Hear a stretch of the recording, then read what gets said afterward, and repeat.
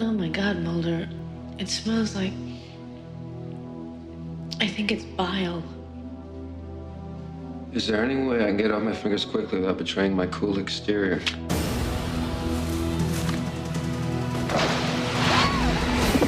We tell a number of different kinds of stories on The X-Files, but there are two main kinds of stories we tell, which are the standalone episodes. These are the self-contained genre stories. Horror, thrillers, science fiction. And then we tell the mythology episodes, which deal with the Mulder and Scully pursuit of a conspiracy to hide something from the American public. You want to tell me what this is about? Burn it! In the next hour, we will look at the characters and the mythology of the X-Files, with interviews, behind-the-scenes footage, and a preview of the upcoming feature film as we go inside the X-Files.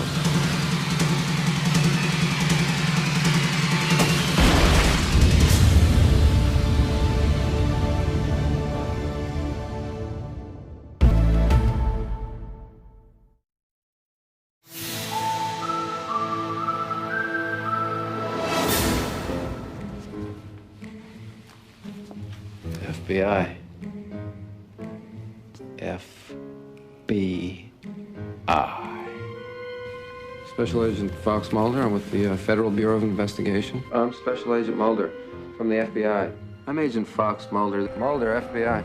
Agent Mulder. I'm with the Bureau. Special Agent Mulder. Special Agent Mulder with the FBI. I'm Special Agent Mulder with the FBI. My name is Fox Mulder. I'm with the FBI. I'm supposed to believe that's a real name? Agent Mulder. I'm Dana Scully. I've been assigned to work with you. Oh, isn't it nice to be suddenly so highly regarded? So who did you take off to get stuck with this detail, Scully? Actually, I'm looking forward to working with you. I've heard a lot about you. Oh, really? I was under the impression that you were sent to spy on me. The premise of the X-Files Do you have any is doubt about my qualifications? two FBI agents exploring the paranormal from two different biases. One, a skeptic, one, a believer. Scully was green, but incredibly smart. I think what appealed to me so much was those first conversations between Mulder and Scully in his office, and the intellectual repartee that took place. Now, when convention and science offer us no answers, might we not finally turn to the fantastic as a plausibility? What I find fantastic is any notion that there are answers beyond the realm of science. The answers are there. You just have to know where to look. And that's why they put the I in FBI. Fox Mulder is an Oxford graduate with a degree in psychology. He entered the FBI and immediately rose in the behavioral science department as a top profiler. If there was a profiler like himself profiling him, he would have to work from the fact that he has some kind of oral fixation because he's constantly popping sunflower seeds. He doesn't have a bedroom. You've never seen him in bed. You've seen him sleeping only on the couch. He likes to watch pornography. Whatever tape you found on that VCR, it isn't mine. Good, because I put it back in that drawer with all those other videos that aren't yours. While he was working as a profiler, Mulder came upon the X-Files, files that had been shelved or buried by the FBI and were not being investigated for some reason. He went into deep regression hypnosis. While he was under this hypnosis, he recovered a traumatic memory from his childhood. He came to see in this memory that his sister was abducted by aliens.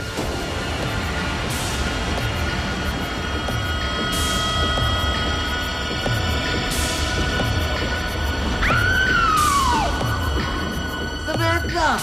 Samantha!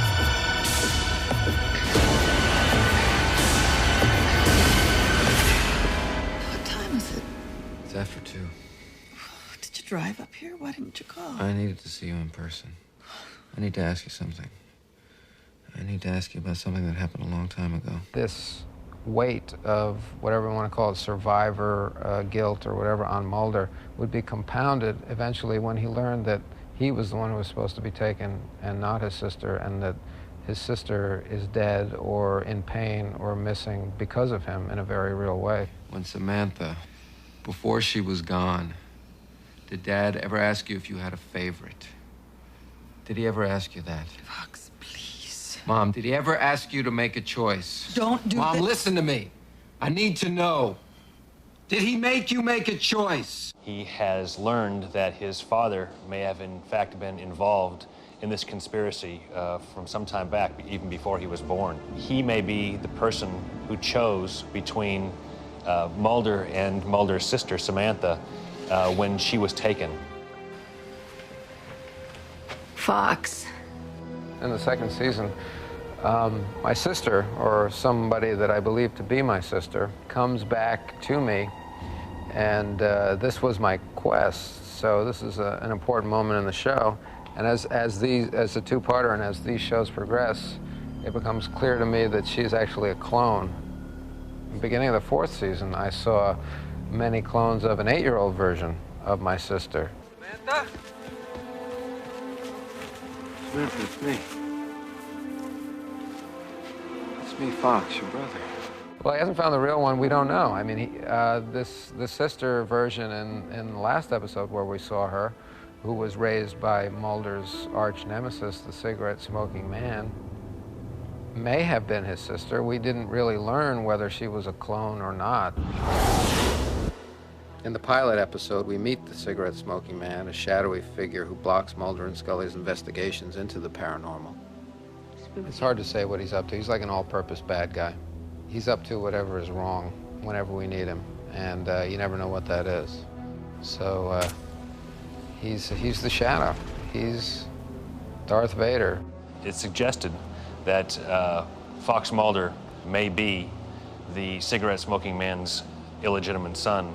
So all of a sudden we have a very personal and possible connection to the devil, as it were. How far back did it go? How dare you? How dare you come here and accuse me? Who is my father? What do you want? To kill him again? Just answer the question, Mom. The question of Mulder being the cigarette-smoking man's son is still unanswered. We have, in fact, suggested that the offspring of that union between Mulder's mother and the cigarette-smoking man might be Mulder's sister, Samantha, and that might have some connection to her disappearance when she was 8 and he was 12. Nobody quite wants to believe that I'm actually Samantha's blood father. I've heard people say that, you know, I've been a surrogate father. She treats me as a father because I've been so good to her. And then other people say, well, it wasn't Samantha at all. It was just a clone anyway. My feeling is that she wasn't, but this will be answered. You know, a responsibility that we have in the show as we move on is to explain what happened on the night that Mulder's sister was abducted, why she was abducted, what are the plans going on by the government. Hello, Bill.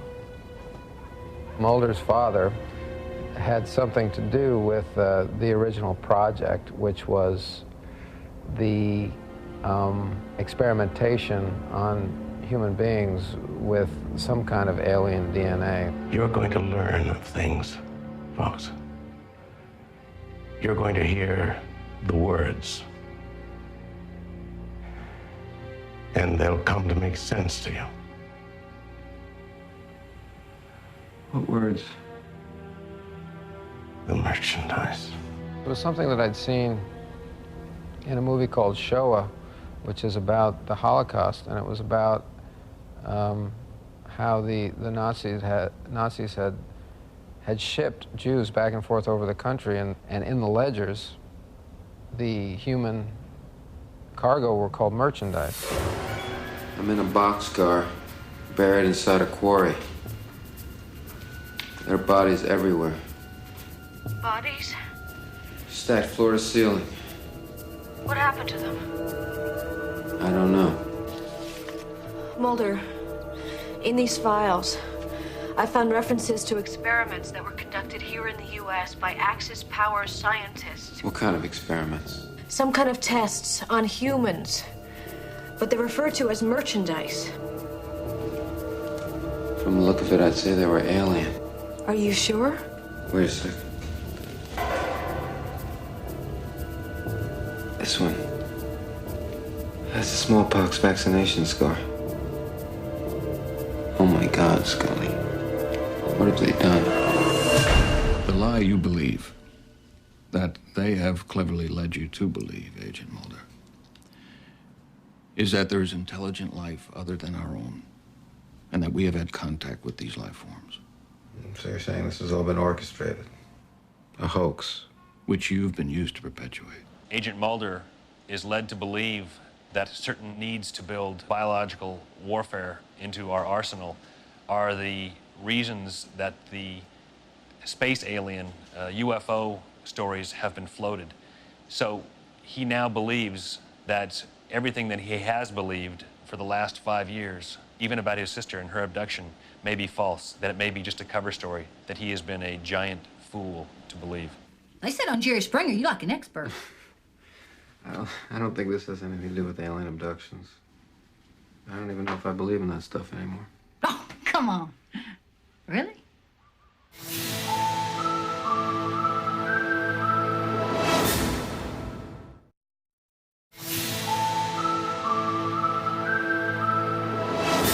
You're not suggesting that a headless body kicked his way out of a lattice morgue freezer, are you? Then are you suggesting that Arthur Grable is not dead? Are you suggesting that I go before the violent crime section and present a profile declaring that these murders are done by aliens? Mulder, are you suggesting that the military is flying UFOs? What you're saying is this man Rappo is leaving his body and floating around town killing people? So are you still subscribing to the sheriff's claims of a possession? You don't honestly believe this is some kind of an extraterrestrial? And you suspect what?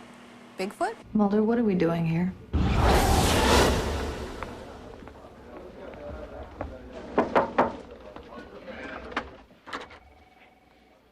Agent Scully, thank you for coming on such short notice. Dana Scully is a medical doctor recruited right out of medical school by the FBI. And the FBI came to her and asked her, being a scientist, if she would debunk the work of Agent Fox Mulder, who had left the FBI mainstream to pursue the X-Files. Damn it, Mulder, cut the crap. What is going on here? What do you know about those marks? What are they? Why, so you can put it down in your little report? I don't think you're ready for what I think. I'm here to solve this case, Mulder. I remember everything being awkward at that time. You know, everything was difficult and just strange, and just trying to find my place, not only in the character, but also learning the ropes and learning how to stand on my mark and to hit my light and do all that kind of stuff. And the producers were up there, and I thought that the reason why they were huddling around the monitor was because they were discussing how bad I was and how could we recast this right now. There was some pressure early on in the development of the show to establish that the characters had personal lives outside of the FBI, and we wanted to see who they were dating, and I felt that was all wrong. At the time, I just assumed that that was going to be another relationship. That was going to be one of many relationships outside of her relationship with Mulder.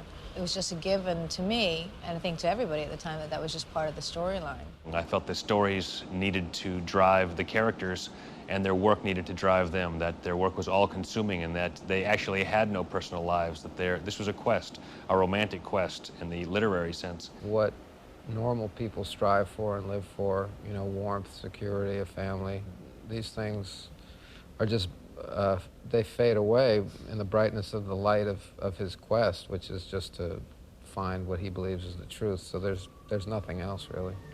There's classified government information I've been trying to access, but someone has been blocking my attempts to get at it.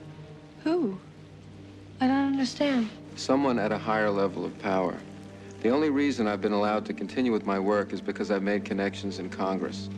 And they're afraid of what? That you'll leak this information? You're part of that agenda. You know that. I'm not a part of any agenda. You've got to trust me.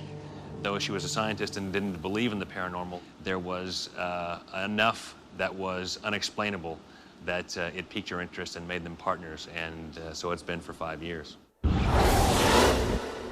I told David, and then I told Chris. Gillian Anderson came to me in season 1 and told me she was pregnant. If I truly comprehended the implications of that, it would have floored me. I figured quickly that her pregnancy would extend over not just the first season, but into the second season when she'd have to go off and have her baby. What it did, in a very interesting way, was it forced Chris and the writers to come up with an arc, which we had never done up until that point. We came up with a story arc that really became crucial to the rest of the show, which is Scully's abduction by forces unknown. And what happened during that abduction has played in a very important and valuable way to the telling of this mythology. Mulder! Please! I need your help! Mulder! Where is she? I'm free, you son of a bitches! You can't touch the White Fairy anymore! Don't move! Ah! Don't move! I'm not going anywhere! Where is she? Where'd you leave her? They took her! Who? Them! Gillian was gone for really 3 episodes, even though it was shot cleverly enough to make her look like she only missed 1.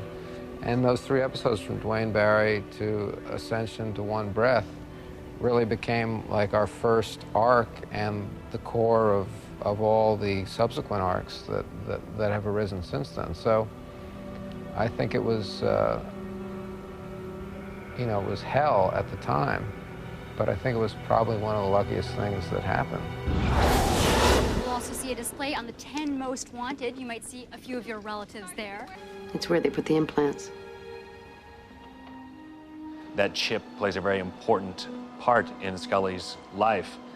Ultimately, the removal of it leads to the possible onset of her cancer. I have cancer. It is a mass on the wall between my sinus and cerebrum. If it pushes into my brain, statistically, there is about 0 chance of survival. I don't accept that. There must be some people who have received treatment for this. We can... The opportunity the storyline gave me just to do something different, experiment with aspects of the character that I hadn't delved into before was tremendous. You have always been a strong one. But you are my only daughter now. I know. Dana? Well, there was a scene that Bill had done with Dana, and it got taken out because the script was too long that week, and they needed time, and they cut it out. You look good. Thank you. Charles is sorry he couldn't make it. He'll call you tonight, if you're feeling up to it. Sad cause for a family reunion. Oh, did Mom tell you? Get new orders. NAS Miramar, Dad's old stomping grounds. That's great. Huh. Yeah, I was out there not long ago. A lot of old memories. Yeah. A lot of ghosts now. Dad. Listen. Mom's getting worried there's gonna be no one to carry on the Scully name. Guess the pressure's on, huh?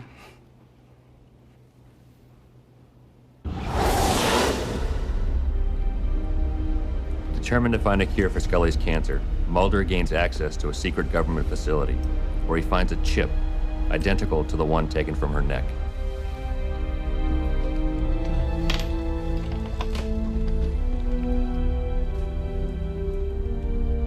This is a cure for cancer?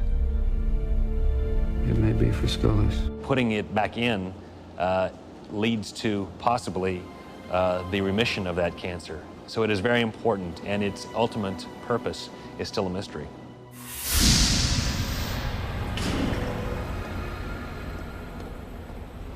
What are these? Human ova. Taken from home.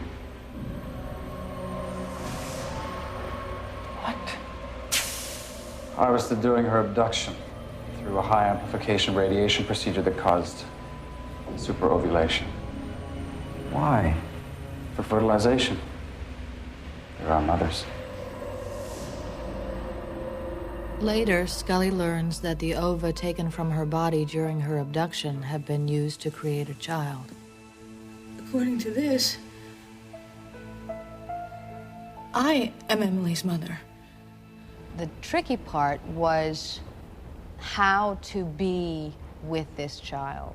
There's a coldness, there's a wariness, there's an awkwardness, but at the same time, there's this need from Scully to love and to be loved in this way. Your name's Emily, right? I'm Dana. This must be very scary for you. I just wanted to let you know that everything's gonna be fine. And the inevitability of her death is quite large, yet she's willing to fight, but yet there's not that connection. So it was tricky to know quite how to play that. Fox. And I even made my parents call me Mulder. So. Mulder. Mulder, I wouldn't put myself on the line for anybody but you.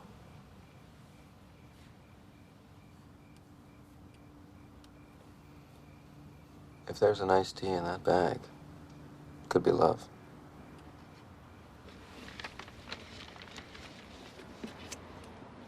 Must be fate, Mulder. Root beer.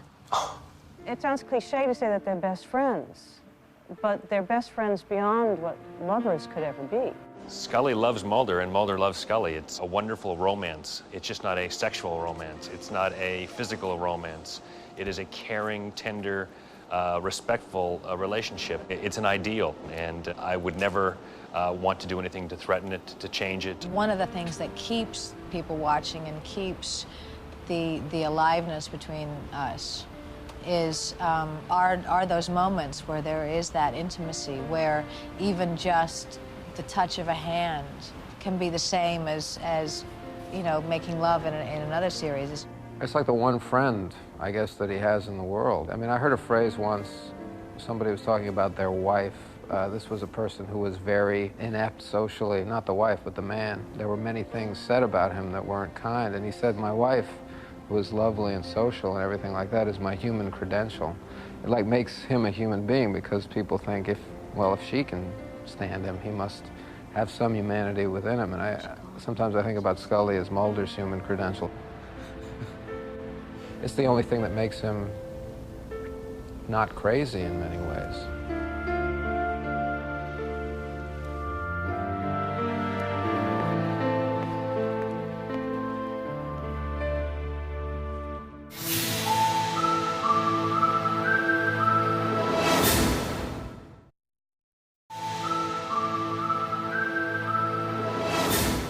Well, I'd say bloopers can happen anytime, you know, and it's just, it can be somebody blows a line. They called me down from D.C. trying to develop a clear something for the court. Have you? They called me down from D.C. trying to develop a clear diagnosis for the court.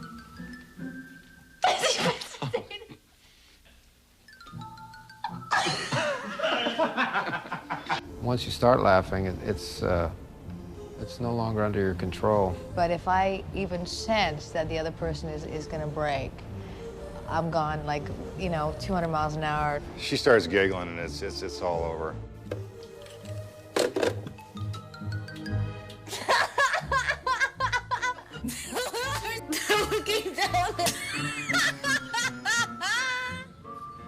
Can we cut? Real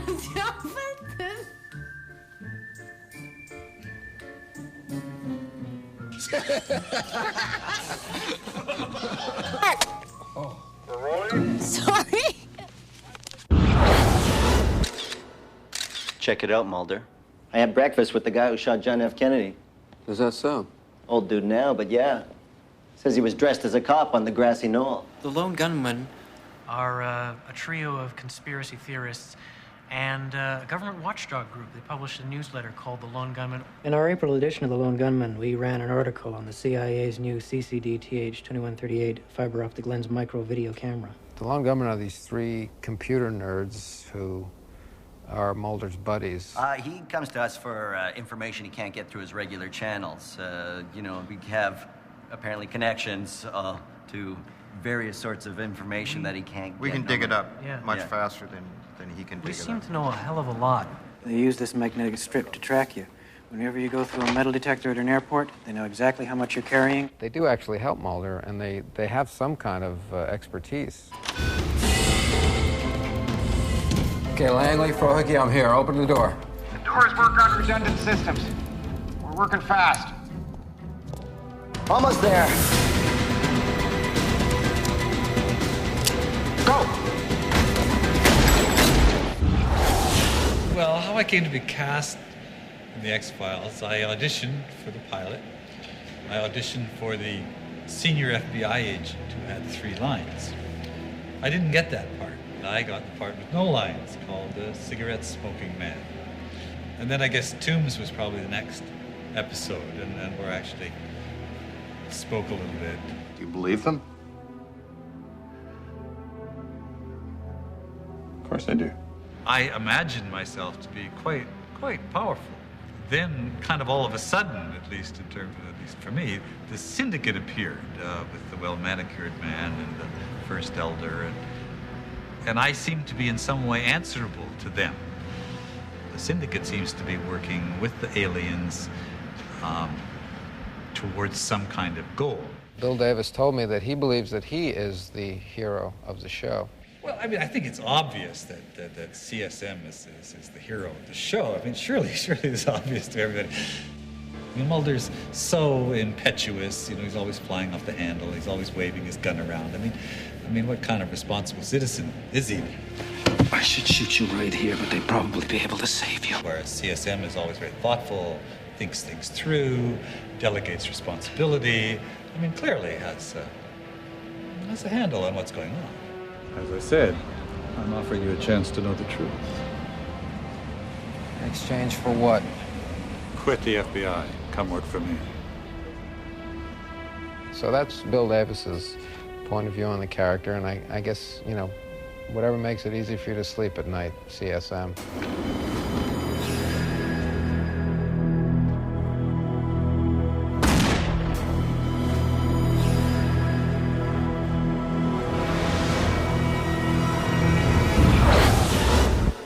I play Assistant Director Skinner, who is their superior. They are directly responsible to who gives them their assignments. Agent Mulder, Agent Scully. He's a very by-the-book individual within the FBI. I think he has very high moral standards. He's a very ethical person. Why don't you tell me what you're doing here? I want an answer from you. I want an answer from you. This isn't your job. My job is to direct the agents under me, to question their motives when they're lying about investigations. It's hard to figure out what Skinner's up to. He's kind of gone back and forth between being in Mulder and Scully's camp and towing his FBI line. The Skinner relationship has evolved. Early episodes, I used to hang out in his office all the time. I was often in his office. I quite liked those scenes. He had very, very comfortable furniture, and I just kind of hung out. Of course, then he got irritated with my smoking, and he put up this little sign saying, "Thank you for not smoking," which I looked at and lit up anyway. And then he starts going over to the other side in a way. He starts getting affected by Mulder. What is this? This is where you pucker up and kiss my ass. Now listen, you listen to me, you son of a bitch. It had been such a hard thing for him to deal with him like that for so long. So when he was able to, you know, just look at him and tell him to kiss his ass, it was a fine moment. Krychek. Alex Krychek. Skinner didn't say anything about taking on a partner. Alex Krychek was hired to fill in for Scully when Gillian got pregnant.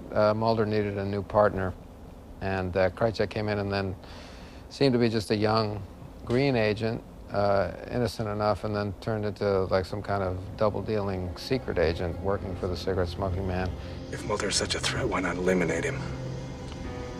Kill Mulder and you risk turning one man's religion into a crusade. And now he's just kind of out there on his own because he's double-crossed everybody, possibly killed my father. Dad? He has become not just another treacherous character in the series, but one of the most treacherous, a man who now works only for himself. This character is somebody that the audience loves, for lack of a better description, loves to hate. One of the things I love about playing this role is that it's a very physical role, and I love doing physical acting. It was a force that literally pushed me from behind, and you could feel the heat up your back, and it looks great, I think, on camera. Punching me, my head had to snap in order to sell the punches.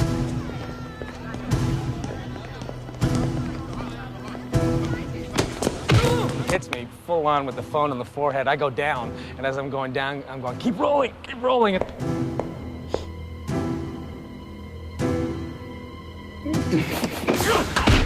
The next day, the whole side of my face is bruised. You know, whether it's hanging from 17 floors by one arm, when I'm being chased by horses in Tunguska, it's all like play. It's so much fun to do.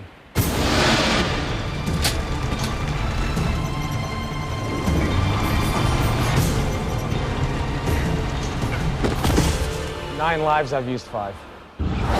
Every kind of leak or mole that Mulder's had into the conspiracy, into the government, has either died or betrayed him. In the first season was Jerry Harden, who played Deep Throat, who was kind of this avuncular, paternalistic figure who was fond of Mulder, you got the feeling. Why did you lie to me? I needed to divert you. You and Scully are excellent investigators, and your motives are just. However, there still exist some secrets which should remain secret. Truths that people are just not ready to know. I see him as a man who felt like there was something that needed to be changed. If he himself became the action figure, if you will, then he becomes blown out of the way.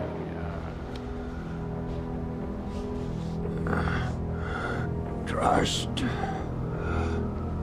no one. The killing of Deep Throat at the end of season 1 was a giant thing for us. I think some people thought it was the end of the show. It was that big of an event. He was replaced by Mr. X, who is played by Stephen Williams, who is less fond of Mulder. This high-capacity compact 6-hour 40-caliber weapon is pointed at your head to stress my insistence that your search for who put your partner on that respirator desist immediately. You ignore my call problem, and you expect me to do what you say. You go to hell! You got him killed! You got her killed. That's not going to happen to me. You're my tool, you understand? I come to you when I need you. X was a survivor. That was his whole trip, that this man would do anything to survive. He was a stone-cold killer. It was Chris Carter himself called me up. He said, X is gonna take a bullet. It was a little sad because I didn't want to see that character go. But I had made it up in my mind to make it one of the best exit scenes, you know, that I possibly could.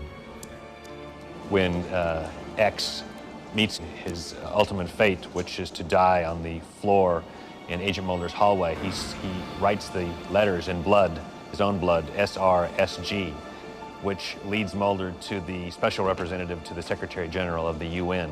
It's Marita Covarrubias. Mr. Mulder. Not everything dies, Mr. Mulder.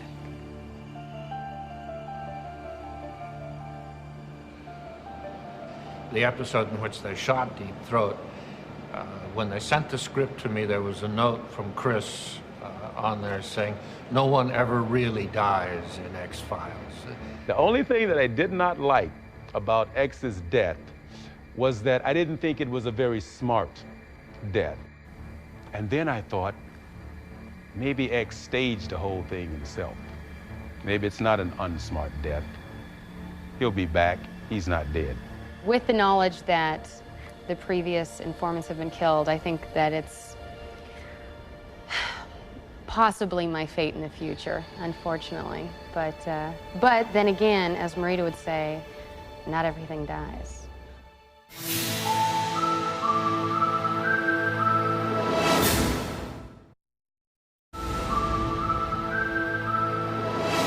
I wanted the show to look like a movie each and every week. We built a full-size plane fuselage for a crash sequence, then dressed a crash site the size of a football field to look just like the real thing.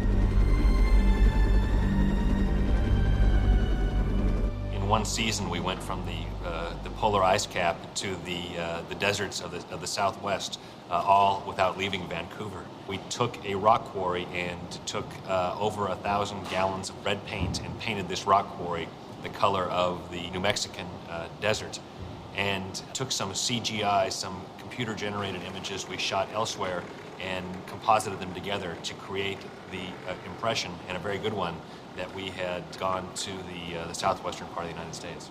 Well, in Colony and Endgame, we had the submarine, which was a wonderful set. I wanted to put a submarine conning tower and poke it up through the polar ice cap. It was a giant undertaking. We got a soundstage, loaded that soundstage with tons of snow, refrigerated it for 5 days, built this conning tower, movable conning tower that moved up and down 5 feet in the snow, and I think we've created a little bit of television history in the process.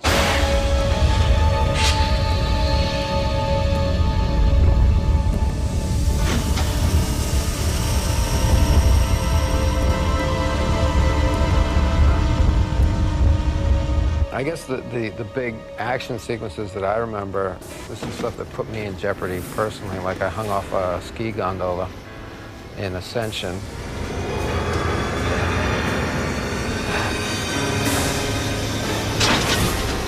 This was kind of frightening. And then I was on top of the train in 731, and those are fun.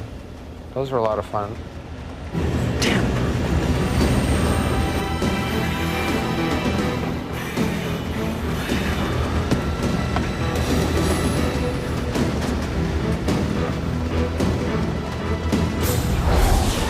On the X-Files, there are several different kinds of aliens. There is an alien bounty hunter, a man who can come down and shapeshift, transform himself into other people, including Mulder. Tell me where he is. I don't know what you're talking about.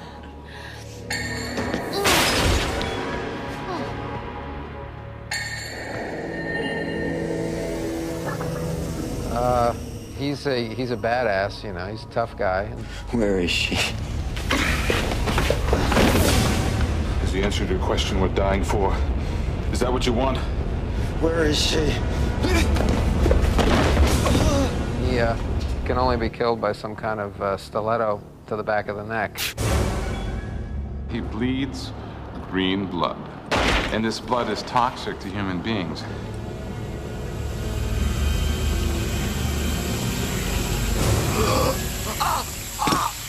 There are gray aliens that we've seen, or maybe not seen. We've hinted at them. Scully has even seen some of these, but we don't know if they're aliens.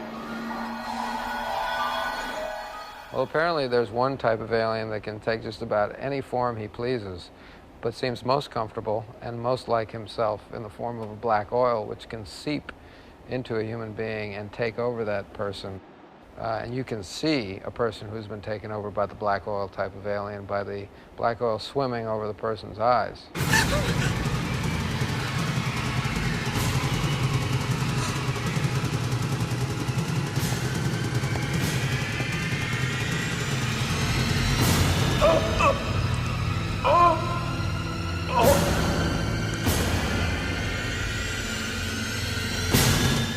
There's an arms race. It's actually a vaccination race going on between the Russians and between us. And whoever can get this vaccination then has some power, some leverage in dealing with the aliens. The hope is that this vaccine might be able to expel the black oil or the black cancer, as it's been called, from your body. It was a Russian version of this vaccine that was injected into the back of Mulder's neck, saving his life when he was exposed to the black cancer in an episode called Tunguska.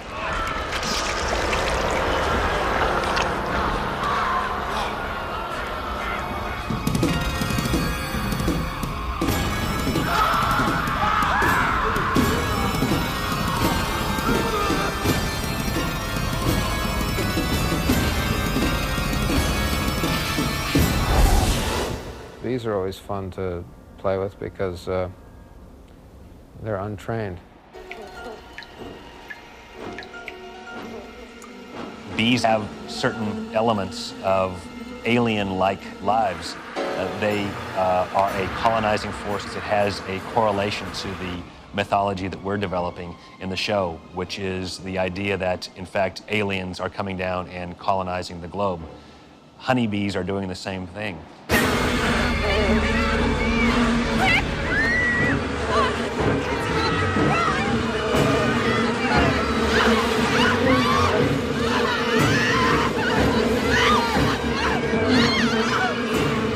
Bees have entered into the mythology in a way that's not fully explained yet. It's going to ultimately work in a way that I think is going to surprise some people. We've made a feature film. Now we're going to make it bigger and better and louder and more explosive and put David and Gillian in nicer clothes. You know, it's going to be like this big, and it's going to be, you know, it's going to be pretty intense. Set out to do this X-Files movie, it was something that we wanted, first and foremost, to reward X-Files fans over the last 5 years for sticking with us. We wanted to make it an event for them, but we also wanted to make it a movie that the casual viewer, maybe the person who didn't get involved in X-Files, or a person who really doesn't watch television and goes to the movies, will go and see too. Plague? Plague to end all plagues, Agent Mulder. A silent weapon for a quiet war. The systematic release of an indiscriminate organism for which the men who will bring it on still have no cure. They've been working on this for 50 years. While the rest of the world have been fighting crooks and commies, these men have been secretly negotiating a planned Armageddon. Negotiating with whom? I think you know.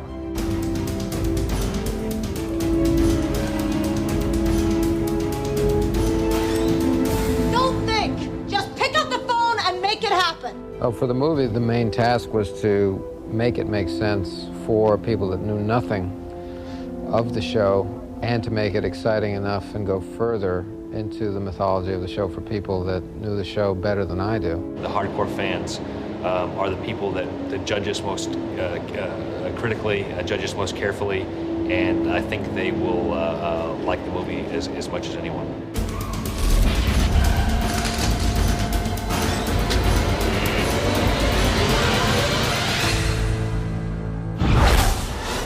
People ask me all the time what the secret to the success of the show is, and I think it is very simple. I think we tell interesting stories with interesting characters played by interesting actors. I think it really comes down to that. We make a feature every week. I think that The X-Files is popular because it deals with subject matter that we as human beings are so interested in. I think that everybody has some fascination with what's outside our existence. It's a constant journey towards finding the truth. Every script is always a surprise, as it's meant to be, and that's why the show's so popular. It's been a situation over the last 5 years where so many people have come together and done their best work. It's very rare that you get to work with this type of actors, with the directors that we have, the crew that we have. I feel blessed. I think that's really what The X-Files is all about.